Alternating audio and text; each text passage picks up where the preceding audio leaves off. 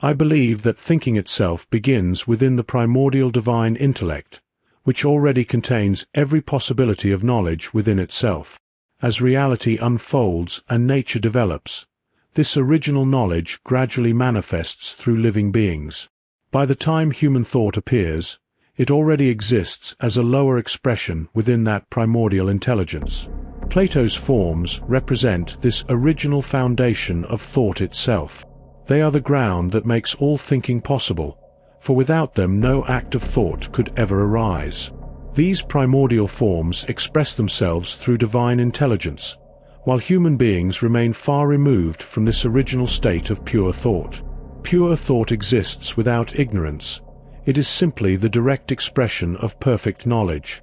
It cannot make mistakes because it has no need to deliberate between alternatives. It still chooses, but its activity is identical with reality itself. Whatever it expresses necessarily is, because nothing exists outside its own perfect expression. When human consciousness emerges, however, this primordial intellect has already given rise to countless individual beings that stand apart from their original source. This separation produces ignorance, not because creation is evil, but because such separation belongs necessarily to the unfolding of reality itself. It is the process through which perfect form expands into formlessness and chaos. Human beings exist within this realm of chaos, where unity and perfect order have already entered deeply into fragmentation through multiplicity and division. Yet this very fragmentation becomes the condition for development and progress. Form unfolds by entering into formlessness, because formlessness is its necessary counterpart, which is actually united with it, and without which it couldn't even exist. Many people assume that chaos gradually generates order, but I see the movement differently. Like Hegel, I believe reality unfolds through error, negation, and decay. Human civilization and human thought are therefore expressions of a much larger process that could be described as the death of God. God, understood as the first idea and the perfect unity of being, is both the origin and the final end of all reality. This first idea may be understood as God's own soul. When this primordial unity extends itself into formless chaos, it immediately begins a process of self-differentiation and apparent decay that gives birth to the material universe, which can be understood as God's body. In this way, creation comes into existence through the gradual unfolding of God's original purity into multiplicity. The first idea, God's soul, is pure light, life, and intellect, yet within it also exists what appears to be its opposite: darkness, ignorance, and death. These are not truly independent opposites but the same reality. Because this original light is eternal, it eternally unfolds into chaos without ever ceasing to exist. It continually pours itself into darkness, and when it has completely emptied itself into that darkness, what seemed to be absolute darkness becomes once again the fullness of light, marking the beginning of another cycle. In this way, the end continually becomes the beginning, and the eternal movement of reality proceeds without interruption. The primal light is the fullness of all being and all knowledge. It is the soul of God, or God the Father. God the Father is the monad who, while remaining one, begins the activity of creation through a movement of self-differentiation toward what appears as its opposite, namely chaos. Within the Valentinian tradition, this process is often symbolized through Sophia, or wisdom, who dwells in the pleroma together with God the Father, while the monad remains in its perfect fullness of light. From Sophia comes her daughter, who enters into union with chaos, allowing the power of this original and perfect knowledge, together with eternal life, to spread into its opposite as ignorance, death, and limitation. These realities should not be understood as physical light and darkness. They exist prior to physicality. They are noetic forces, expressions of Platonic forms, eternal primordial realities or archetypal beings that never cease to exist but constantly generate new forms of existence through the decay and renewal. Reality unfolds through life passing into death, yet this death is simultaneously resurrection and renewed life. Death is therefore not the termination of existence, but the very source from which life continually emerges. Likewise, decay is not merely destruction, but the condition that allows creation to occur. The original light enters into chaos through its own unfolding, yet chaos is not truly separate from light. It is already present within the fullness of light itself. The monad exists as perfect light, life, and knowledge, yet within this perfection there is also an unseen possibility of darkness, ignorance, and death. Although these remain invisible within the fullness of the monad, they are inseparable from it. Light could not shine without darkness giving meaning to its radiance, just as darkness could not exist without light. In this sense, the first principle is the fullness of light that always contains darkness within itself. The birth of ignorance from perfect knowledge symbolizes this hidden unity. Even absolute light requires darkness in order to be light, just as complete darkness requires light in order to be darkness. It may appear that darkness could exist without light, but the opposite is true. Without light, darkness would also disappear. They exist only through one another, despite appearing to be opposites. Through this movement from pure light, life, and knowledge into darkness, decay, and ignorance, the realm of becoming comes into existence. Humanity eventually appears as the image of God only after God has already entered into chaos and embodied existence. From this perspective, the life, death, and resurrection of Christ become the perfect expression of the entire unfolding of reality. Symbolically, humanity is created in the image of God because, just as human beings possess an eternal soul joined to a mortal body, God also possesses an eternal soul together with a cosmic body that continually dies and is reborn. God's body is born through the union of life and death, brought forth by the Logos within the womb of chaos, and later revealed through the earthly life of Christ as the perfect image of God. In the life of Christ, the entire course of cosmic history is reflected within the existence of a single individual. The fullness of light, which is the soul of God and the source of all life, enters embodied existence as an eternal soul united with a perishable body. It lives, dies, and rises again into eternal life. Likewise, God, as eternal soul, enters into finite existence as the cosmos itself. When the cosmic body dies and the soul is emptied of corruption, sin, and death, it is renewed and restored to its heavenly origin. At that point a new cosmic cycle begins. From this perspective, light and darkness, knowledge and ignorance, good and evil, life and death are not ultimately opposing realities locked in endless conflict. They are united within the monad, and each contributes to the wholeness of reality. The eternal and the finite, permanence and change, are not enemies but conditions of one another's existence. They remain distinct while existing together within a single reality. Just as the finite and the infinite coexist, and change exists together with what is unchanging, so too unity and separation are both equally real. Things are united not despite their separation but through it, and they are separated not despite their unity but because of it. For this reason I agree with Hegel that error, negation, and even destruction participate in the movement of progress. At the same time, I also agree with Plato that what appears to be progress is, in another sense, a form of regression, and that regression itself can become progress. As reality advances, it seems that we acquire greater knowledge, yet we also accumulate greater ignorance. Hegel understood absolute knowledge as a circle, an unfolding that necessarily returns to its beginning.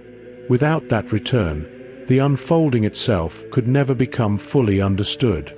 The highest knowledge belongs to the ultimate end, which is at the same time the beginning. This is also close to Plato's understanding of gnosis as remembrance. True knowledge consists in remembering the place from which the soul originally came, because that same origin is also the place to which it ultimately returns. Strictly speaking, we cannot know the end because it has not yet been realized within our experience, whereas the beginning has already occurred. All genuine knowledge is therefore an act of remembrance. If reality is truly circular, beginning and ending where it started, then knowledge of the beginning is simultaneously knowledge of the end. Yet even this must be qualified. As Plato suggests, remembrance unfolds through the historical process itself.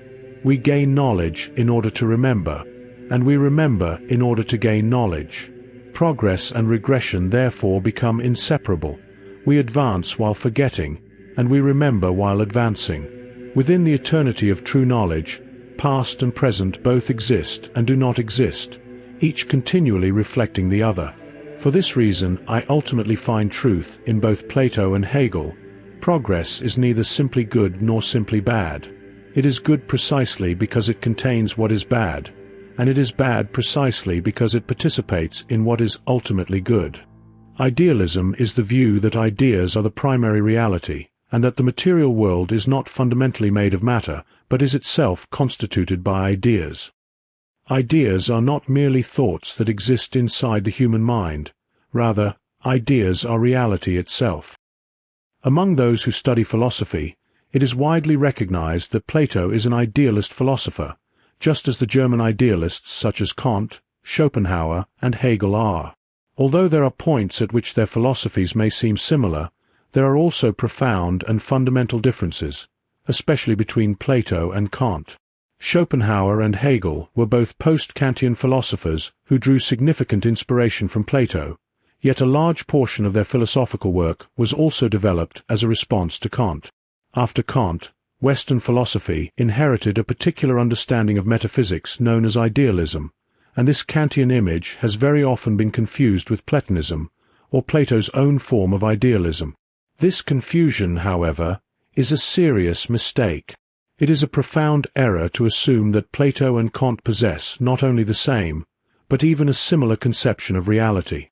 I have observed that many people assume Plato, like Kant, divided reality into the realm of ideas, or a noumenal realm, and the realm of appearances or becoming, meaning the material world, which Kant called the phenomenal realm. Such a distinction belongs only to Kant. In Plato, this separation simply does not exist. More than that, one could argue that Plato's understanding of reality is, in a fundamental sense, the very opposite of Kant's. Although both systems are forms of idealism, they differ in a deeply significant way that is rarely acknowledged or discussed. I personally believe that Plato's philosophy has been interpreted through a post-Kantian framework, especially through the distinction between the phenomenal and the noumenal. Plato's philosophy has nothing to do with appearances being separated from the thing in itself.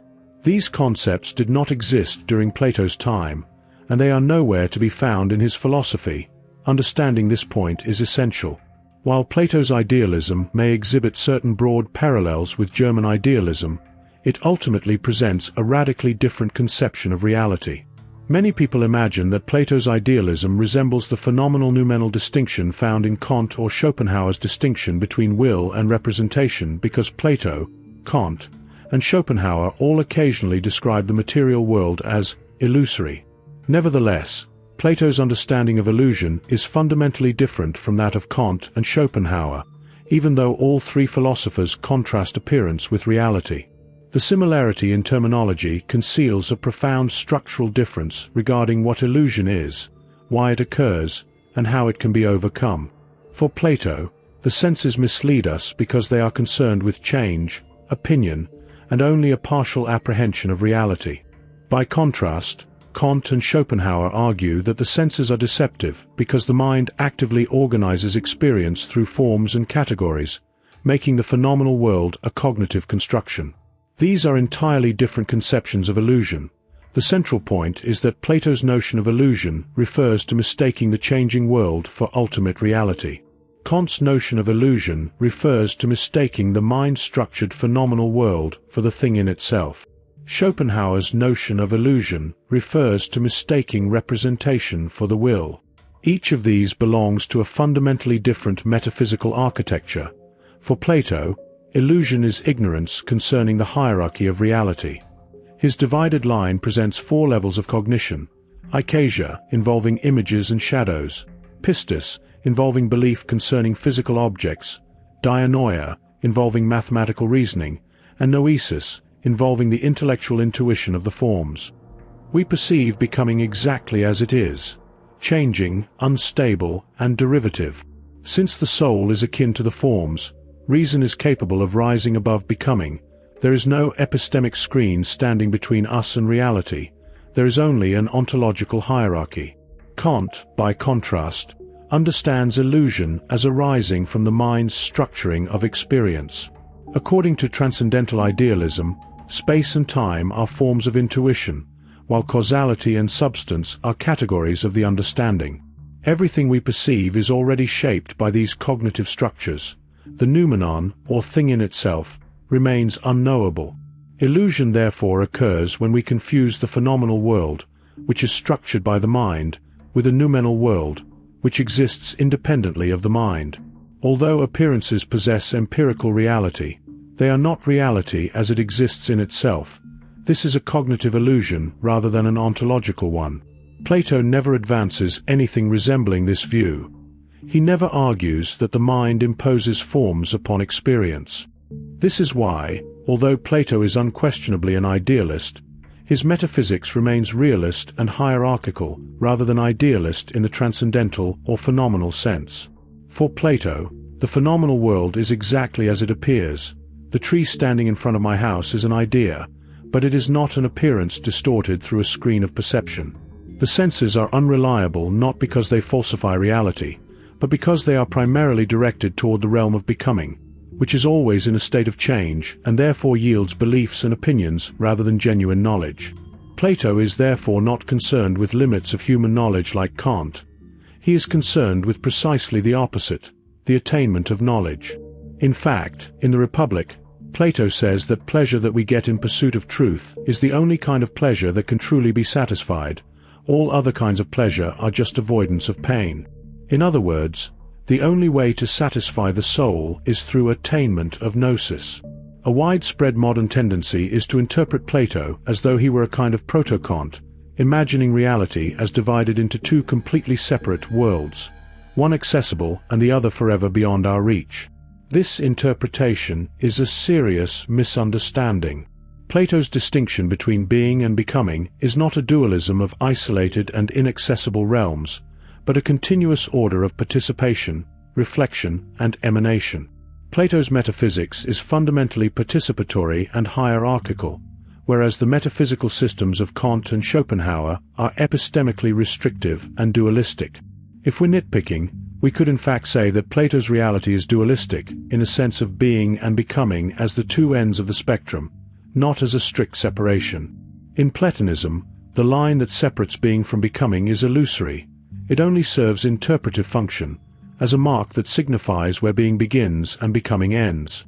The essential difference can be expressed in a single sentence. For Plato, being and becoming interpenetrate one another, and the soul participates in both. For Kant and Schopenhauer, by contrast, appearance and reality remain separated by the very structure of cognition. To clarify my position, I am emphasizing this point because I want to make it absolutely clear that Plato did not conceive of reality in the same way as Kant, where existence is divided into two completely separate dimensions. Instead, Plato understood reality as an emanation flowing from the idea of the good, down through the different levels of being until it reaches the material world. In my earlier videos, I often described the material world as being, in a certain sense, illusory, and I still hold that view today, but not in the sense that the tree standing in front of my house does not truly exist, or that I am merely projecting it as some kind of perceptual hologram. That was once my own interpretation. At the time, I was reading a great deal of Schopenhauer, whose philosophy was deeply shaped by Kant, and he regarded the entire natural world as a form of appearance or illusion. At the same time, I was also studying Bishop George Berkeley, who argued that the world consists entirely of perception, meaning that nothing exists unless it is perceived. Since God perceives everything, reality remains in continuous existence. For a long time, I found myself moving back and forth between these two philosophical positions. During the past several years, however, I devoted a great deal of time to studying Hegel, and I gradually became convinced that his criticism of Kant was fundamentally correct. Hegel questioned how it could make sense to speak of a noumenal realm if, by definition, it can never be reached. Schopenhauer attempted to solve this difficulty by arguing that the noumenal is accessible through our own inner experience, and for a long time I found this explanation convincing. Yet Schopenhauer also maintained that everything else, everything belonging to perception, is merely appearance, while only this noumenal experience possesses genuine reality. As time passed, I developed an increasing dissatisfaction with this position, and today I find it deeply unconvincing. I continue to have enormous respect for all of the German idealists, but my philosophical sympathies have shifted considerably. Schopenhauer was once my favorite German idealist, whereas today I find myself agreeing far more with Hegel. Don't get me wrong, I still believe both Kant and Schopenhauer to be of great significance. I believe their thought contains great value, and I will continue to study their work. But right now I came to believe that Hegel has something that I was looking for, but I did not find it in Kant nor Schopenhauer. I was actually interested in Hegel before I found Schopenhauer. Hegel was actually one of the first philosophers whom I found to be interesting, but once I started reading it, I couldn't understand absolutely anything that he was saying. So I abandoned his thought, and avoided it for a long time, especially because various people on the internet connected him to modern political categories that I completely reject as serious political or philosophical thought. But in these last few years I returned to Hegel, and I realized that almost everything you hear about Hegel on the internet, and from various other interpretations, is pure nonsense. I realize that his work is truly interesting and valuable. I also have great admiration for Schelling, although I have not yet devoted enough time to his philosophy to claim more than a relatively superficial understanding of it. I have certainly studied his work, but nowhere near as extensively as I have studied Hegel, especially his science of logic. Although Hegel was not a Platonist in the same sense that I consider myself to be, I eventually came to believe that his philosophy bears a remarkable resemblance to that of Plato and the Neoplatonists. In many important respects, I even think Hegel stands closer to Plato than Schopenhauer does, and the question of appearance, phenomena, and noumena is an excellent example of this. Hegel rejected Kant's claim that our perceptions deceive us and prevent us from reaching the thing in itself. To Hegel, this position was ultimately incoherent. Instead, he argued that we are indeed experiencing the ideal or noumenal, but that the world itself is not an illusion. Rather, the world is itself the manifestation and experience of the noumenal. Appearance is not false. It is simply that which comes into being and eventually passes away. This is precisely how I understand Plato as well. Matter is a direct expression or reflection of the ideas, but it is expressed through the continual process of coming into being and passing away. There is no perceptual barrier standing between ourselves and reality. Our perception provides genuine access to what is actually taking place, and what we experience before us is truly occurring. Although this is not all, because sensory experience is just one level of true experience that can be raised up to the knowledge of eternal Platonic ideas, and the source of all reality. For a long time, I had mistakenly interpreted Plato through a Kantian framework, believing that mind somehow separated me from reality. Yet Plato never claimed anything of the sort. On the contrary, he taught that reality is encountered directly through the soul. Certainly, Plato does describe the world as existing in perpetual flux and as possessing illusory qualities, but he does not mean this in the Kantian sense, where reality is inaccessible because everything is shaped by subjective cognition. For Plato, the term illusory simply refers to change, instability, and impermanence. Like Hegel, Plato understood the realm of becoming as something that continually emerges into existence and then passes away. However, there is also a great difference between Hegel and Plato in a sense that Plato acknowledges two ends of the spectrum between being and nothingness. One end is eternal and unchanging, the other one is temporary and ever-changing. Hegel, on the other hand, acknowledges all parts of reality that are present in Plato. He also maintains being and becoming, but what he does not maintain is this spectrum. In Hegel, everything collapses into unity. Spectrum is no longer a spectrum, it is a single point, and all opposites or contradictions are reconciled through this collapsing process. I even think that it is wrong to say that contradictions are reconciled.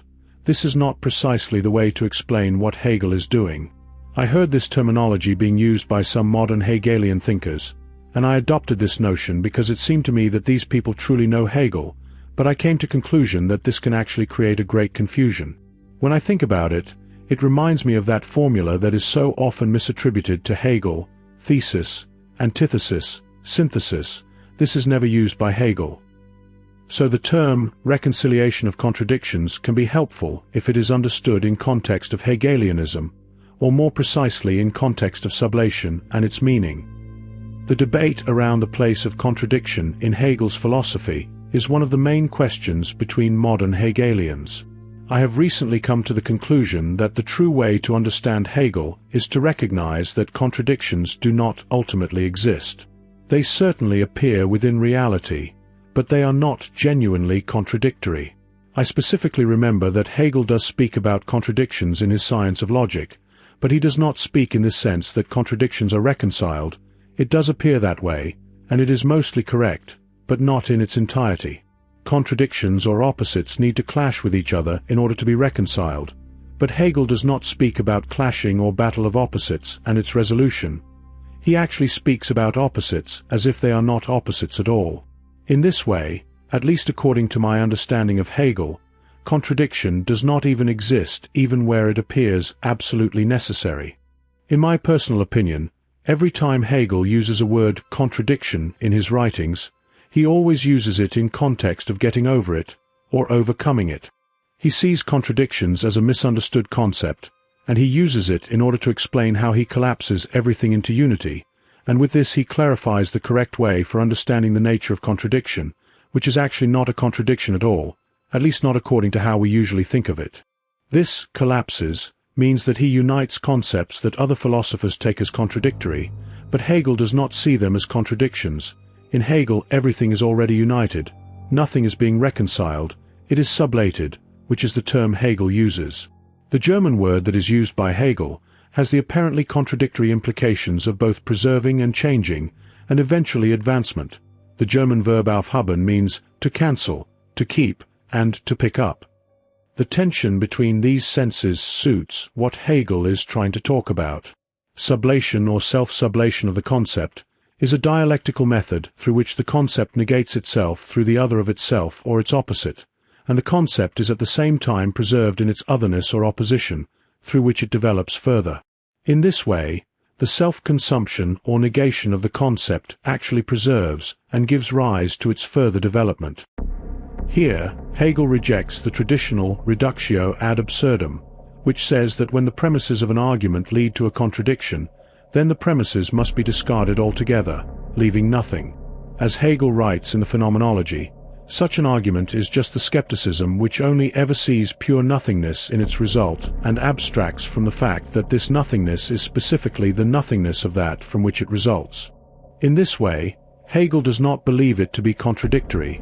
What appears contradictory in Hegelian philosophy is already understood as belonging into unity.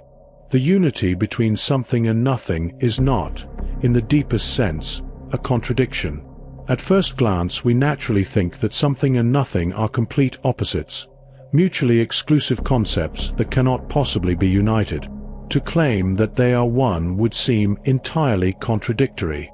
Hegel, however, argues that this assumption is mistaken.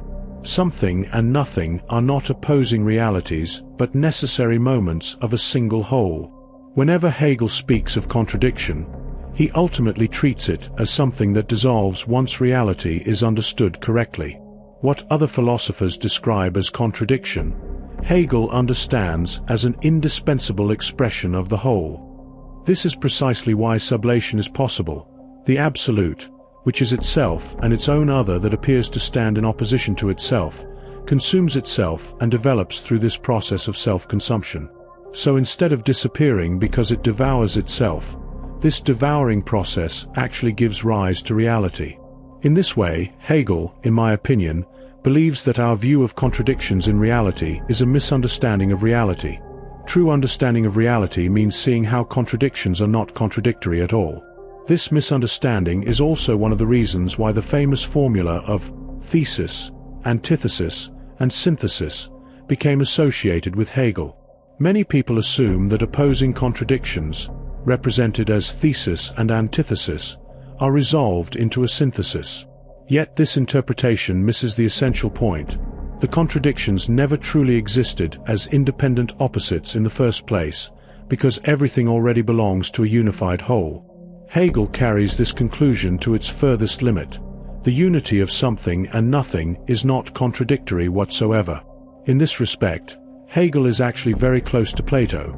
In the Sophist, Plato argues that being and not being are not genuine opposites. They are simply different, yet equally necessary, expressions of reality as a whole. Becoming itself is nothing other than the unity of being and not being. The idea of the good, as the ultimate source of all being, radiates its intellectual light into chaos, or into non-being, and this movement gives rise to becoming. Since Hegel was profoundly influenced by the Platonic tradition, it would not surprise me if he consciously followed this same line of thought. Personally, I believe that he did. Plato and Hegel both believe in the unfolding of the absolute idea that represents all being into becoming. The only difference lies in how they express this unfolding. Plato gives priority to being in a different way than Hegel does. The relationship between being and becoming is a bit different, and we will explore this further down the line, but we will also see that on most points they are actually in agreement. The purpose of Hegel's philosophy is ultimately the attainment of gnosis. To reach absolute knowledge, one cannot remain trapped within the domain of apparent contradictions. Hegel himself claimed that he no longer stood merely within the love of knowledge. He believed that he had attained absolute knowledge, which he identified with wisdom itself. In this sense, he regarded his philosophy as the completion of the ancient Greek pursuit of wisdom, transforming philosophy, understood as the love of wisdom, into wisdom fully realized. On this point, however, I depart from Hegel. I believe that knowledge, or gnosis, can indeed be attained, but wisdom is something fundamentally different. Wisdom is never something that an individual simply acquires or possesses. Rather, it is something we participate in through relationship. Wisdom is not identical with knowledge. Even someone who possessed all knowledge imaginable could still fail to be wise. Knowledge allows us to enter into communion with wisdom, but wisdom itself always exists relationally. It cannot belong exclusively to any individual because it is continually expressed through our relationship with the community of souls that exists upon the earth. Within this vision, God the Father brings forth life together with the capacity for knowledge, while Sophia, as wisdom and the mother of life, receives, nourishes, and sustains that life. We exist within the womb of wisdom itself. When we attain gnosis, we transform both our own lives and the world around us through our love of wisdom. By doing so, we participate in the unfolding of reality itself. This unfolding is the gift of life flowing from the intellectual light of God the Father. That light descends into the womb of chaos, represented by the daughter of wisdom, where ignorance and error first emerge. It is here that Satan, symbolized by the great red dragon cast down from heaven, wages war for human souls, seeking to extinguish the divine sparks of light present within each one of us. Yet even evil and ignorance ultimately have a necessary place within the complete realization of goodness. In this sense, God would not be perfectly good if the possibility of evil and the fall had never existed. In fact, it is precisely when God allows evil. In this moment, he actually confirms his perfect goodness through his act of creation. Without evil, meaning if evil did not exist, God would actually be evil, however, because there is evil, God is good. God does not become good. God was always good, and this is precisely why God allows evil, because of goodness, not despite of it. In the same way, creation is good not because it is the opposite of evil, but precisely because even evil is part of its goodness. If creation was only good, without evil, this would actually be the embodiment of evil, but since creation is evil, this is precisely why it is good. Likewise, Sophia would not fully embody wisdom if she had never given birth to her lower manifestation, which entered into union with chaos, where ignorance and error emerged. This lower Sophia, in Valentinian tradition called Sophia Achamoth, gives rise to her offspring, the Demiurge, who is the creator of this world and humanity, both created in the domain of chaos. This Demiurge should not be understood as an evil creator, which is believed to have been the case in some pre-Christian Gnostic sects. Rather, as the Valentinian tradition teaches, he acts under the guidance of Christ, the Logos, becoming an instrument through which necessity and goodness are expressed within creation. Our pursuit of gnosis is therefore our own participation in the realization of goodness through the very conditions of chaos and the struggle against the powers of darkness.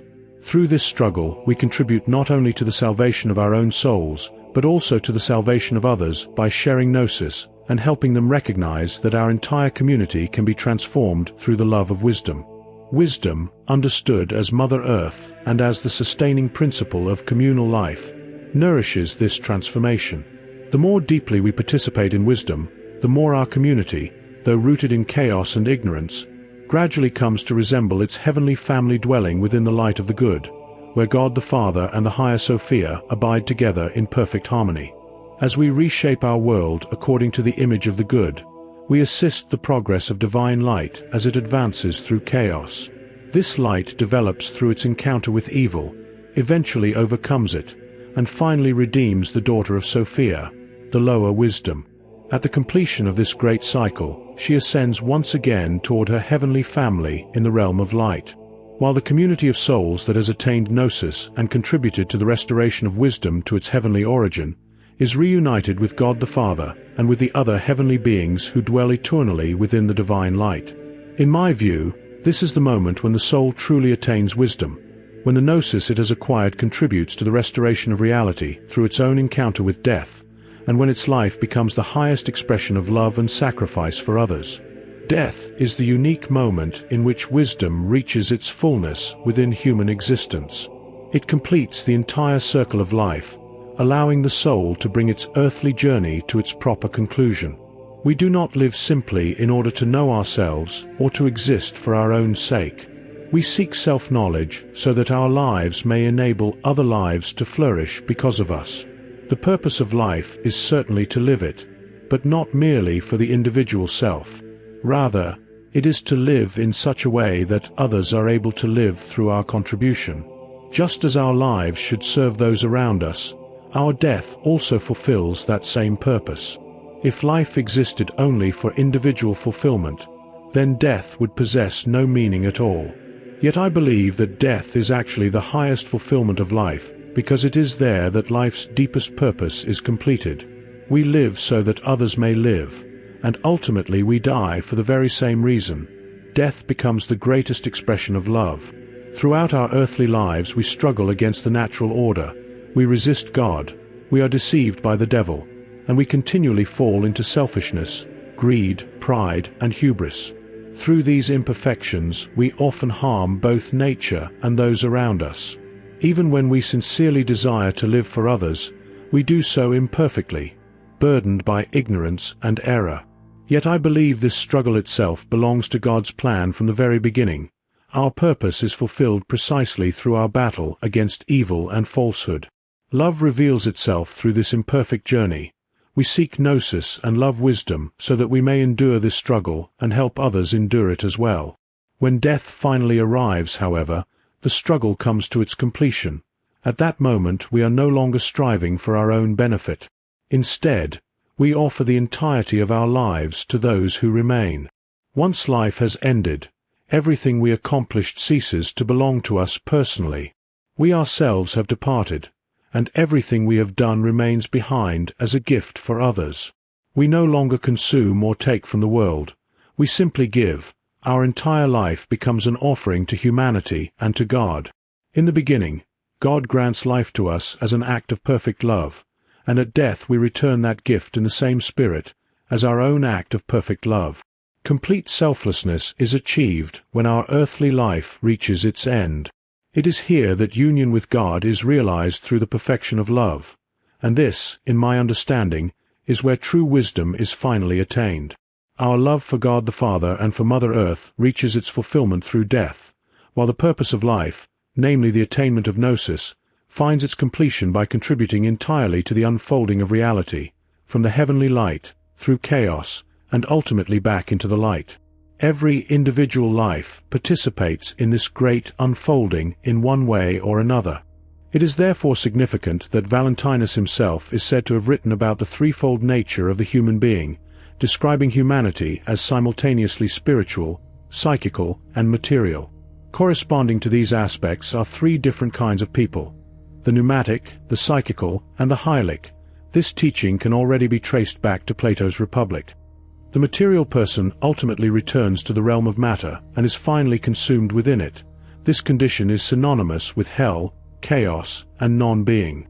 The psychical person, together with the demiurge as its ruler, enters an intermediate condition that belongs neither to heaven, the pleroma, that represents salvation and bliss, nor to hell, the material realm, that represents destruction. So these people remain with the demiurge, neither in heaven nor on earth. They are in a kind of limbo, or some even say this place corresponds to a kind of purgatory.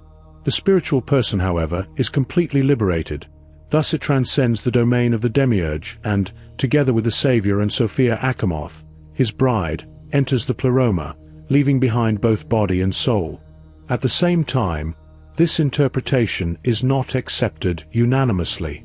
Some sources suggest that neither the material nor the psychical person is permanently excluded from salvation. Instead, they propose that human beings may be reborn in any of these three conditions, allowing someone who is presently material or psychical to be reborn in a future life as a spiritual individual.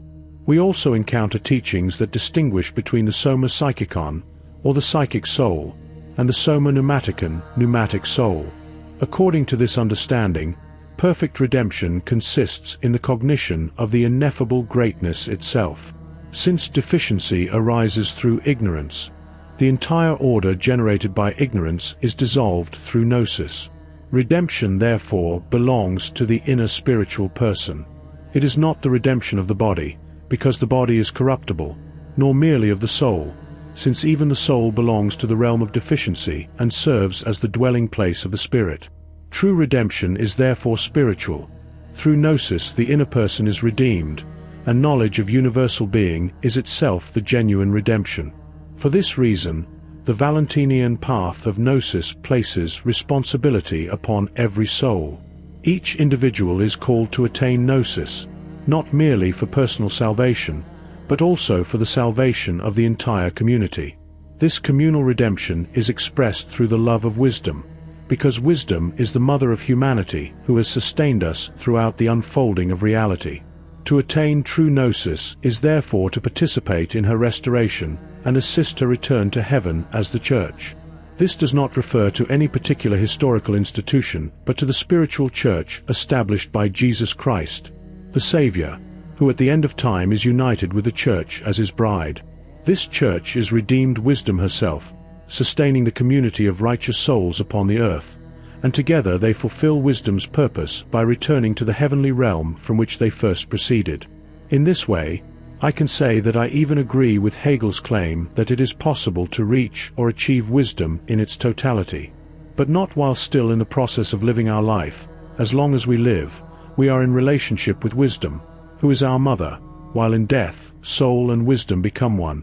This is where wisdom is fulfilled by each individual soul that attains this union through gnosis. Maybe Hegel understood it like this as well, and he could see that wisdom is achieved as the completion of life and soul's ultimate goal. But regardless, I personally understand it in this way. The Greeks called themselves lovers of wisdom because they saw wisdom not as something that can't be attained, but something that can't be possessed by a single individual. Wisdom is at the same time present within us and around us. It can't be confined in a single soul, no matter how wise the individual gets in life. After Kant, the concept and role of subjectivity became a central focus of philosophers, but where I like Hegel is in his determination of not allowing this focus to hinder his capacity to reach true objective knowledge. Hegel does take the subject, but the subject is not in any way separated from objectivity. It directly participates and shapes itself and its surroundings through this participation. In this way, he is close to Plato, in whose time subjectivity wasn't the primary focus. However, we could say that Plato was the first psychologist who established a kind of structure or ground of subjectivity. This is expressed in his theory of soul and its division on three aspects: appetite or desire, spirit, and reason, which directly corresponds to aspects of reality and our participation within it. This is similar to Freud's id, ego, and superego, and Freud even writes in one of his works, "Anyone who looks down with contempt upon psychoanalysis from a superior vantage point should remember how closely the enlarged sexuality of psychoanalysis coincides with the eros of the divine Plato." So even though we could say that Kant truly popularized subjectivity, Plato was actually the first Western thinker who established a clear theory of the psyche and its relationship to reality. In this way, both Hegel and Plato, in different ways, allow souls or subjects, as participants in the world soul or spirit, to reach gnosis, or the ultimate knowledge of reality. This is where, from my personal perspective, the greatest and most significant connection between them lies. Many people misunderstand Plato's philosophy by treating it as a purely scientific pursuit concerned with acquiring abstract knowledge and applying it in practical ways. This, however, is not Plato's central concern. Plato is not primarily interested in knowledge for its own sake, nor only in its practical application. Although knowledge and its application in practice is important, there is something even more important that stands beyond these concerns. For him, true reality exists within the soul, and this reality cannot be fully expressed through abstractions, concepts, or scientific theories. In fact, Plato ultimately moves beyond abstraction altogether. He teaches that the highest level of knowledge, noesis, is reached when the soul transcends all hypotheses and enters into direct union with the highest truth or idea itself. At this stage, hypothesis, language, and reality are no longer separate. They become one through the soul's complete understanding and embodiment of truth. The soul does not merely contemplate the idea as something external. It becomes united with it. The distinction between the knower and the known disappears as the soul participates directly in the reality of the idea. Plato understands both reality and the soul as sharing the same fundamental structure. Reality consists of the realm of being, represented by the eternal forms, the realm of chaos or non-being, and the intermediate realm of becoming, which participates in both. Likewise, the human soul is composed of reason, spirit, and desire, each corresponding to one of these levels of reality. Because the soul reflects the structure of the cosmos, it contains all of these dimensions within itself. Through reason, or nous, we participate in the noetic realm, the realm of the forms, which gives human beings a unique capacity to recognize higher truth and shape life according to it. Spirit corresponds more closely to the world soul and the dynamic realm of becoming, expressing courage, vitality, and the instinctive drive toward action. Desire reflects the lowest aspect of reality, being associated with chaos and the appetites. None of these parts of the soul are evil or harmful in themselves. Disorder arises only when they fall out of balance. Plato argues that reason should govern the soul, not because desires must be violently suppressed, but because reason is capable of establishing the proper relationship between all three parts, allowing the individual to live a harmonious and healthy life. Harmony is Plato's central ideal. Just as the cosmos is ordered through harmony, so too should the soul reflect that same order. Reason governs not because it possesses greater worth than spirit or desire, but because directing and coordinating the soul is its natural function. It is the faculty through which judgments are made and decisions are guided. Desire can never act independently of reason. Even when desire appears to rule, it does so only because reason has been persuaded to serve it. Reason and desire are therefore never completely separate. They always operate together. This is why in Plato's Symposium, eros, or love, is presented as the love of wisdom. Love of wisdom arises when reason and desire work together in their shared attraction toward truth. Reason by itself is only structure and intellectual order, while desire by itself is blind impulse and formless energy. Neither can function properly in isolation.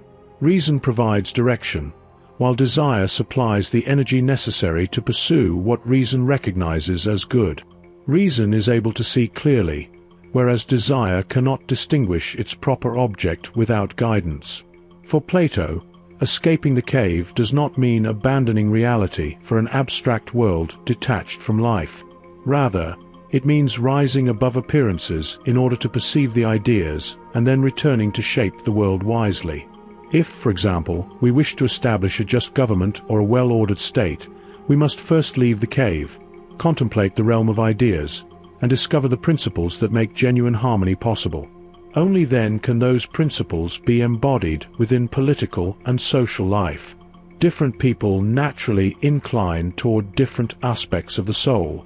Some are governed primarily by reason, others by spirit, while others are more strongly influenced by desire. These differences reflect the various cosmic forces in which each soul participates. Eros, or the love of wisdom, is not simply a power that we consciously employ to accomplish our own purposes. Quite the opposite. Eros is a force that governs us. Human life is an expression of greater cosmic powers acting through the soul. We do not master these forces. Rather, we live under their influence. Reason is the only faculty capable of helping us respond to them properly. Its purpose is not to oppose these powers, but to bring them into harmony by directing the soul toward the realm of ideas, the highest reality upon which everything else depends. By aligning ourselves with that higher order, we gradually shape both our own souls and our communities according to the harmony that governs reality itself. Ideas and stories that we receive into our souls shape the way we relate to the forces that govern our lives. In the Republic, Plato illustrates this through the myth of the metals, presenting it as a way of cultivating a proper understanding of reality that encourages people to seek harmony. Socrates proposes that the founders of the city should create a noble fiction for the benefit of the whole community, which is divided into the classes of rulers, soldiers, and workmen. Following the pattern of the ancient foundation myths told by poets, the story explains that everything people believed they experienced while growing up was only like a dream. In reality, they were being formed beneath the earth, within the womb of their mother, where both they and all their equipment were fashioned. Once their formation was complete, the earth brought them forth into the world. Because of this, they must regard the land as both mother and nurse, defend it against every threat, and recognize all fellow citizens as brothers and sisters, born from the same earth. The myth continues by declaring that although all citizens are members of one family, God mixed different metals into their souls when creating them. Gold belongs to those naturally suited to rule, making them the most precious. Silver belongs to those destined to become soldiers, while iron and copper belong to husbandmen and craftsmen. Most children will resemble their parents, yet this is not always the case. A child of golden parents may possess a silver nature, and children of silver parents may possess gold. Likewise, any class may produce offspring of another nature. Therefore, the foremost responsibility of the rulers is to observe the souls of children carefully. If a child born among the rulers possesses iron or copper within the soul, that child must be assigned to the craftsman or husbandman without favoritism. Likewise, if someone born among the lower classes possesses gold or silver, that individual should be elevated to become a watchman or soldier.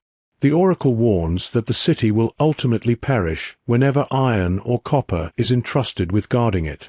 Socrates admits that the first generation will almost certainly reject this story, yet later generations may accept it, allowing the noble fiction to contribute to the common good. Many critics have condemned Plato for presenting stories such as the noble fiction, while also insisting that truth is the highest value. They see this as a contradiction, believing that Plato abandons his own principles. Yet this criticism overlooks the role that reason occupies within Plato's philosophy. Reason is not primarily concerned with collecting abstract knowledge or possessing eternal facts. Its purpose is to establish harmony within both the soul and society, bringing them into proper alignment with the order of the universe. Reason seeks truth not merely to accumulate information, but to transform the soul. If a noble fiction serves that transformative purpose, then it is not simply a falsehood.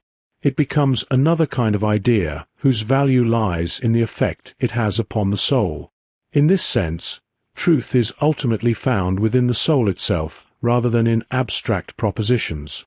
Mathematical principles and eternal forms are themselves higher truths, but the highest truth belongs to the psyche. Plato teaches that the source of all being, the light that grants existence to every form, is the form of the good.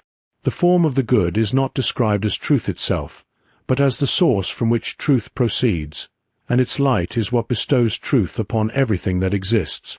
Yet this light has another equally important function. It enables the mind to see, to understand, and to think. The form of the good is therefore the origin of all intelligence. Even God's intelligence has its beginning in the form of the good. In this sense, we may say that God himself proceeds from the good, which stands above God rather than being created by God. God exists because the form of the good radiates its intellectual light, and that light is God's intelligence. In all major religions, God is described as the source of all being. For example, in the Bible, the name of God is Yahweh, which in Hebrew literally means to be or to exist. In the same way, the form of the good is the source of all being and intelligence.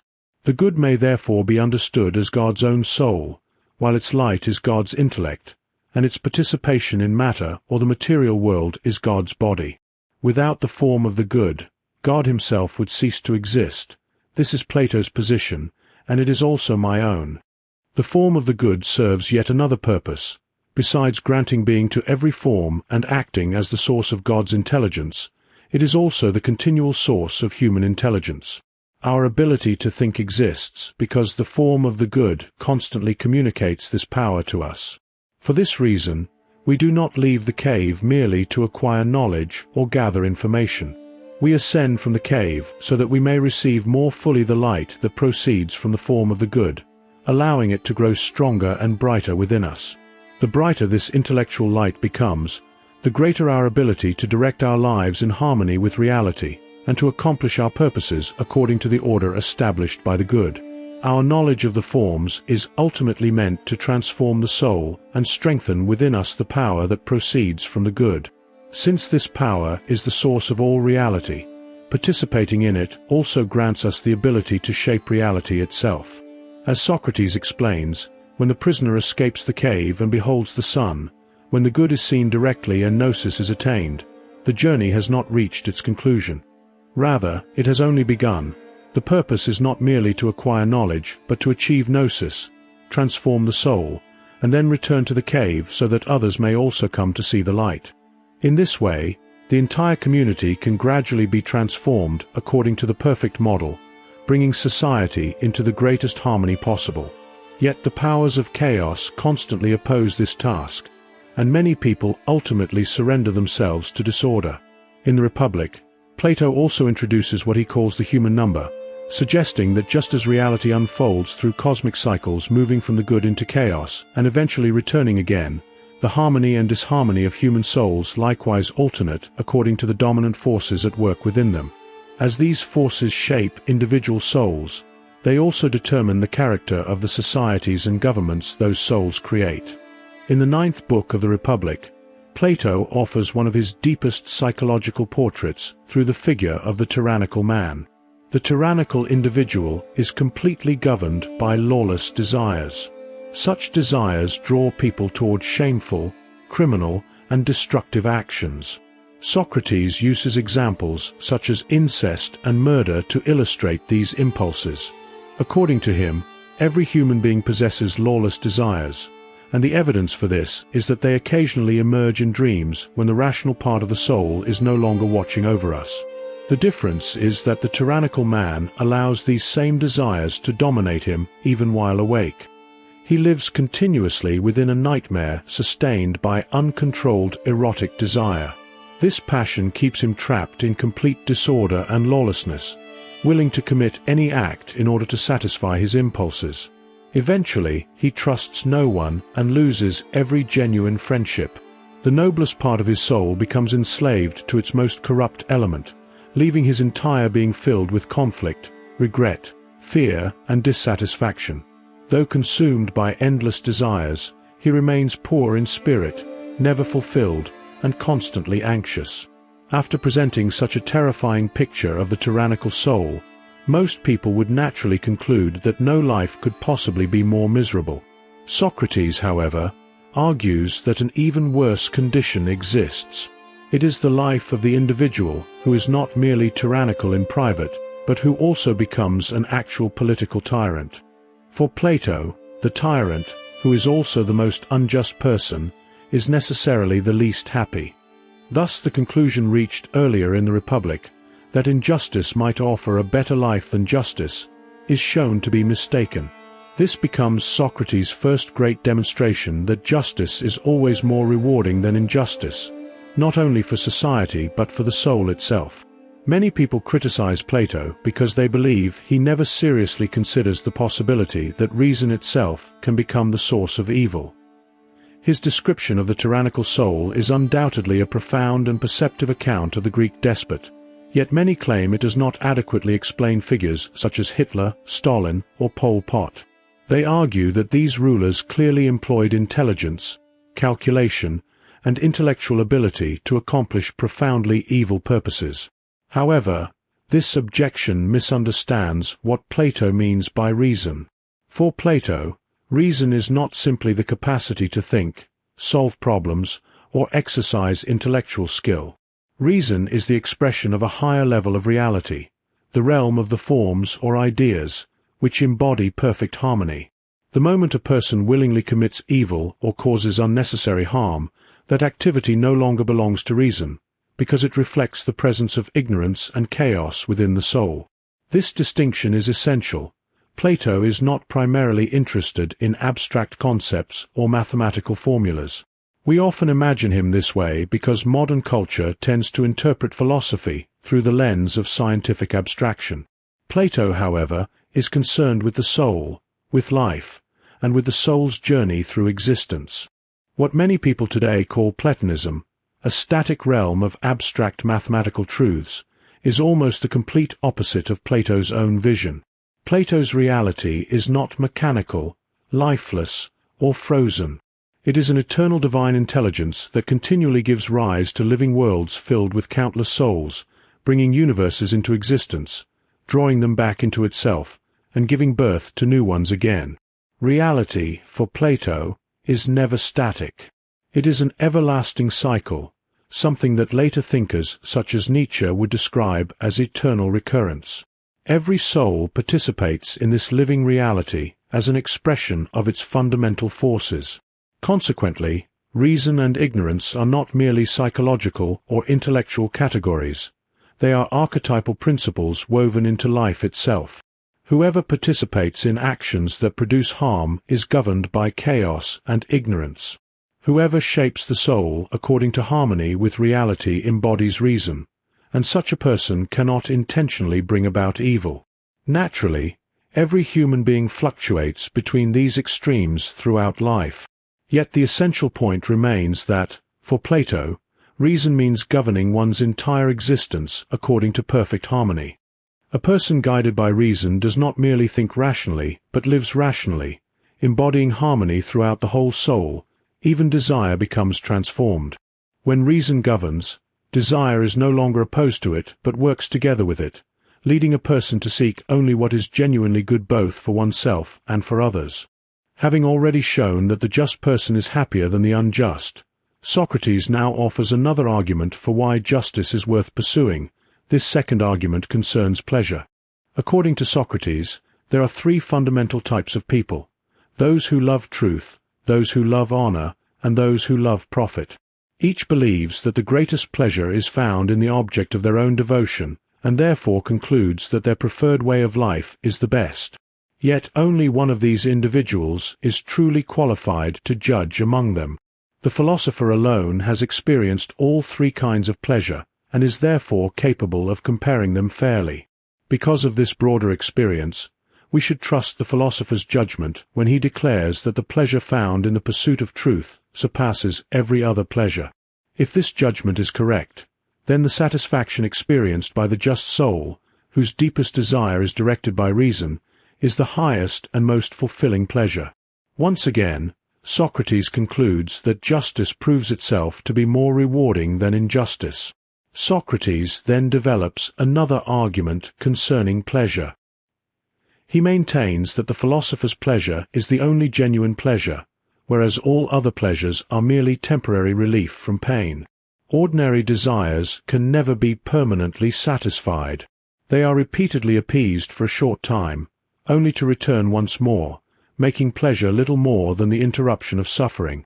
The philosophical desire is different because it finds complete fulfillment through the contemplation of the form of the good. Unlike bodily cravings, this desire can truly come to rest. To emphasize the enormous difference between the lives of the just and the unjust, Socrates even remarks that the king lives many hundreds of times more pleasantly than the tyrant. This calculation is not intended as a literal mathematical claim, but as a vivid illustration of how vastly superior the life of justice is to the life of tyranny. Finally, Socrates replaces the misleading images of justice presented earlier in the Republic with new portraits of the just and unjust soul. He asks us to imagine that every person contains three living beings within: a many-headed beast, a lion, and a human being. When someone lives unjustly, that person feeds the beast and the lion, strengthening their power while starving the human element until it is dragged wherever the others choose to go. Such a person also fails to bring these three parts into harmony, leaving them divided and hostile toward one another. In the just individual, however, the human being governs the whole soul. The beast is cared for like a domesticated animal, its gentle heads nourished while its savage impulses are restrained. The lion becomes an ally rather than an enemy, and all three parts of the soul exist together in friendship and harmony. Socrates proceeds to examine various vices, including cowardice and licentiousness, showing how they arise whenever these parts fall into disorder instead of working together under the guidance of reason. Socrates concludes that every human being is best governed by divine reason. Ideally, this rule comes from within the soul itself. When that is not possible, the next best alternative is for reason to be provided from outside through the guidance of laws. This, according to Plato, is the true purpose of legislation. Contrary to the claim made by Thrasymachus, laws are not established to oppress people, but to benefit them. They impose the order of reason upon those whose own rational faculty has not yet become strong enough to govern the soul by itself. Plato compares the world to the cave that receives its light from the higher realm of the ideas. The shadows cast upon the cave wall represent the lowest level of the divided line, corresponding to reflections in water and ordinary physical shadows. In other words, the shadows on the wall symbolize real shadows that exist within everyday experience, not an unreal or imaginary material world. The cave itself, the people carrying the puppets, and the puppets themselves represent material reality. Just as a person is deceived by spending an entire lifetime looking only at the shadows, so too is a person deceived by remaining within the cave for their entire life. The prisoner first frees himself from his chains, ceases to mistake the shadows for reality, and comes to see the rest of the cave, that is, the material world itself. From there, he is able to leave the cave altogether and behold reality in its fullness. His perception was never what deceived him. What deceived him was his inability to move, to turn around, and ultimately to escape the cave. Deception does not arise because the senses present the prisoner with something that isn't real. It is actually the opposite. The prisoner is deceived precisely because his senses present reality as it truly is.